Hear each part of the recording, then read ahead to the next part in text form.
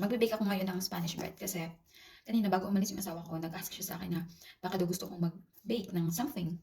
Eh kanina naiinis ako sa kanya, hindi ko alam bakit ako naiinis, pero may time talaga na naiinis ako. Tapos ngayon, umalis na siya, namimiss ko siya. Tapos gusto ko nang mag-bake kasi parang feeling ko gusto niya kumain ng biniko.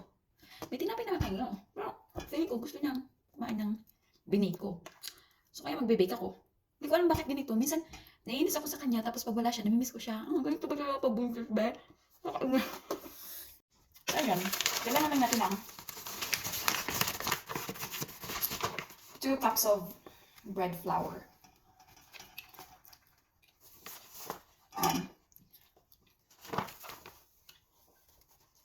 Mamadaliin na natin to kasi gusto ko magdilin. Siguro 2 and a half. Ay, hindi. Mamaya na ako magdagdag pag magmamassage. Magninid na ako. Tapos, ganyan. Yan. And then, egg. Kailangan pala natin ng water na 1 cup. I-activate muna natin yung yeast. Warm water to, no? Let's try. Ow! Ang init! Oh my goodness! Ouch! Wait nga lang. Yan, ginagdagan ko siya ng malamig na tubig. I mean yung tap water. Tapos hindi ko na yan, iubos ko na itong yeast na to.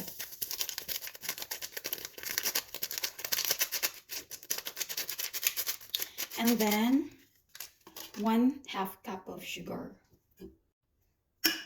Tapos 1 egg. Yan, medium egg lang yun. Hindi ako mahilig sa ano, no. Gusto ko sana hindi ko nadagdagan ng egg. Pero, yan. Kailangan. Mix ko lang yan.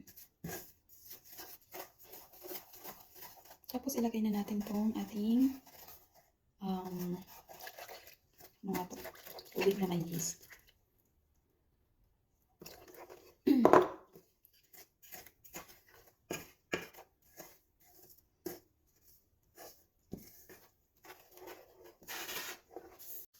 Tapos ilalagay ko na lang tong aking butter dito. Iubos ko na yan. Ay, hindi. Hatiin ko lang pala siya kasi gagamit pa ako ng butter mamaya. Wait lang. Halisin muna natin siya dyan. Yan, idagdag ko yan for later. Wait lang. Tapos kakailanganan natin itong ating kneading mat kasi dito tayo magmamasa.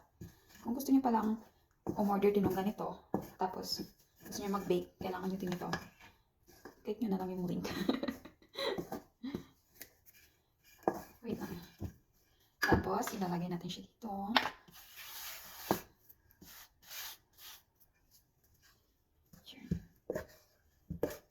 Yan na yun.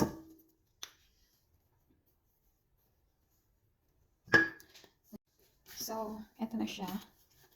Ininid lang natin yan hanggang maghalo at hanggang mag-smooth yung kanyang texture.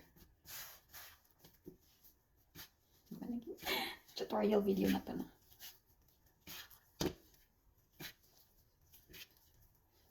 Wait lang. Tapusin ko lang.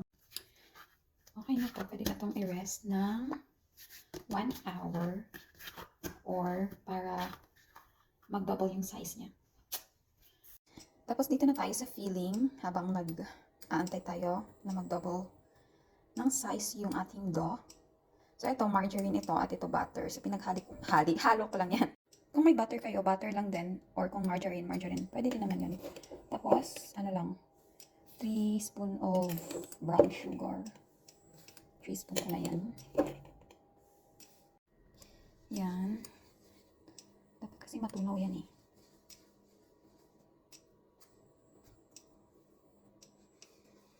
Sariling ano ko to, no? I mean, hindi ko sarili, pero nakita ko lang to sa ano din, TikTok. Ginaya ko lang din. Tapos, nag-adjust na lang din ako ng measurement ng ingredients. Kasi, kanya-kanya naman tayo, be. Tapos, dagdag na natin yung ating flour. Dapat breadcrumbs to. Dapat breadcrumbs siya. Kaya nga lang, wala ako. I mean, meron naman. Pero gagamitin ko yon sa pag-coat. Yan. So, ito na yung ating na-rest na dough. Hatiin lang natin siya. Wait lang. Yan, di ba? Malaki-laki niya. Hatiin ko lang siya sa 3. Yan. Tapos ito, hahatiin ko din siya. Ikaw kung sa ilang bahagi. Mga dito na lang. Siguro mga... Yan, okay na yun. Para naman hindi masyadong maliit. Tapos, ganito yan. Ganyan yan siya. Hindi na siguro ako magagamit ng rolling pin, ano. Okay, wait lang. Gagamit.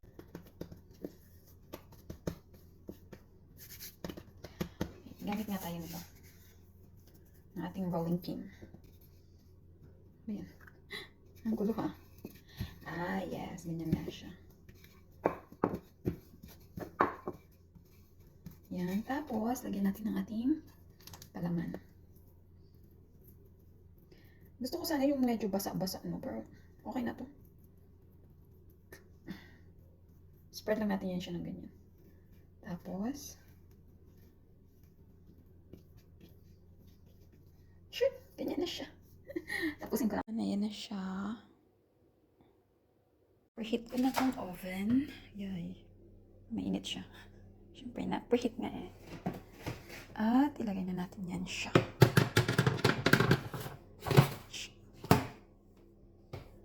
Tapos, 180 lang. And, 15 minutes muna. Yan. Okay na yan. Tapos na yung 15 minutes and parang hindi pa siya okay. So, dagdagan ko na lang ng another 2. I mean, 3. Yan, okay na yan. Yan na yung itsura niya. Kung makikita nyo. Yan, nakaharap ako ngayon sa oven. Nakabantay. Namimiss ko na kasing kumain ng Spanish bread.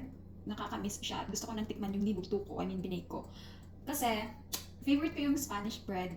Tapos, yung isa pa is pandesal. Tapos, pandikoko. Yun yung mga favorites ko na tinapay. Tapos, ano kasi, yung gustong gusto ko talaga yung lasa nung nasa Rolling Bakery sa Masbate, dun sa amin. Naalala ko, lagi akong nakabantay niyan kada alas 3. Kasi, yan yung merienda ko. Tapos, sobrang init niya pa. Tapos, gusto ko yung Spanish bread na medyo basa-basa yung sa loob. Ewan ko kung nakatry kayo, pero yung mga taga dyan sa amin, alam nyo yan. Gusto kong ma-achieve yung ganong Spanish bread. Kaya next time, mag-ano naman ako ulit. Oh my God, this is so challenging. Pero sana magkaroon pa ako ng time mag-bake pag lumabas na tong batang to. Parang pinabayaan ng asawa. Yan. Tagal naman, besh. Wow. Yun na, yung 1 minute na lang. Bakit parang hindi siya golden brown? Oh, okay. Hindi pa siya golden brown. Pero siguro, antayin ko na lang, no? I-close ko lang para mag-ano siya. Wait. Mag-wait tayo. Mag-try talaga ako ng isa. So, kita niyo yan. Oh my God. Hindi siya golden brown, no? Pero dito sa okay naman yung kulay niya. Tapos feeling ko luto naman siya. Magtitinidor ako kasi mainit pa siya. And ayan yung kanyang palaman. Hindi siya mabasa-basa. Okay na yan. Up.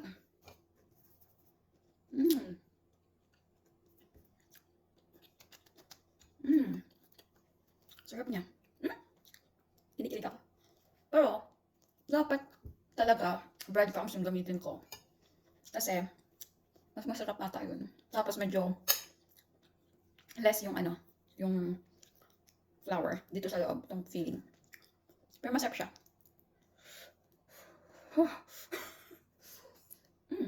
Sarap. Very nice.